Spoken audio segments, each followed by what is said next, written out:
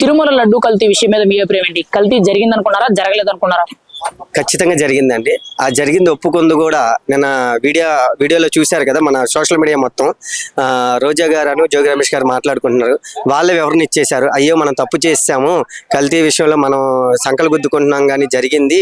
అలాగే మన జగన్మోహన్ రెడ్డి గారు వాళ్ళ బాబాయ్ వైవి సుబ్బారావు రెడ్డి గారు కూడా ఆ రోజు టీటీడీ దేవస్థానంలో పనిచేస్తున్నారు.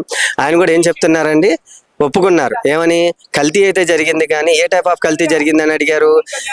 కెమికల్స్ కల్తీ జరిగింది, అది ఆయన ఒప్పుకుంటున్నాడు. జరిగింది అంటే తప్పు ఎవరి ప్రభుత్వంలో జరిగింది? గత ప్రభుత్వంలోనే జరిగిందని వాళ్ళ మొత్తం ఒప్పుకుంటున్నారండి. అంటే వాళ్ళు చేసిన తప్పులన్నీ ఆ భగవంతుడు తిరుమల వెంకటేశ్వర స్వామి బయట పెట్టిస్తున్నారు. అంటే మనం ఎంత తప్పు చేసి వెనకాల సమర్థించుకుందామన్నా, కప్పిపుచ్చుకుందామన్నా దైవం మాత్రం ఊరుకోదండి. కర్మ సిద్ధాంతాన్ని ఎవడు తప్పించలేరు. అయితే జగన్మోహన్ రెడ్డి గారు మాట్లాడుతూ, మన గుంటూరు పర్యటనకు వెళ్ళి మాట్లాడుతూ, అసలు కల్తీయే జరగలేదు, మా మీద తప్పుడు ఆరోపణలు చేస్తున్నారు, మా మీద తప్పుడు రాజకీయాలు చేస్తున్నారని మాట్లాడుతున్నారు.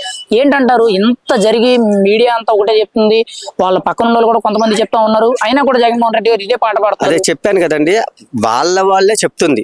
ఎందుకనంటే జగన్మోహన్ రెడ్డి గారు బాబాయ్ కదా వైవి సుబ్బారెడ్డి గారు. రోజా ఎవరు? జోగి రమేష్ ఎవరు? వీళ్ళంతా ఎవరు? వాళ్ళే కదా. వాళ్ళు ఎదురు మాట్లాడినా, ప్రెస్ మీట్ లో ఎదురు వచ్చి మాట్లాడినా తప్పు కాదని, వెనకాలని నిజాలన్నీ బయటకు వస్తున్నాయి కదా. మీరు ఎంత సమర్థించుకున్నా ప్రజలు ఖచ్చితంగా అన్ని గమనిస్తున్నారు. ఎందుకనంటే ప్రజల మనోభావాలు దెబ్బతీస్తున్నారు. మీ రాజకీయ నాయకులు మీరు కొట్టుకొని ఒక దేవస్థానాన్ని అపవిత్రం చేయడం. ఈరోజు తిరుమల తిరుపతి దేవస్థానం కాదండి, మొన్న మధ్యన కొంచెం ముఖ్యమంత్రి గారికి మన శ్రీశైలంలో కానీ, ఇంకా నాకు తెలిసి దుర్గగుడిలో కూడా ఏమన్నా జరుగుతుందా అని అవుతుంది.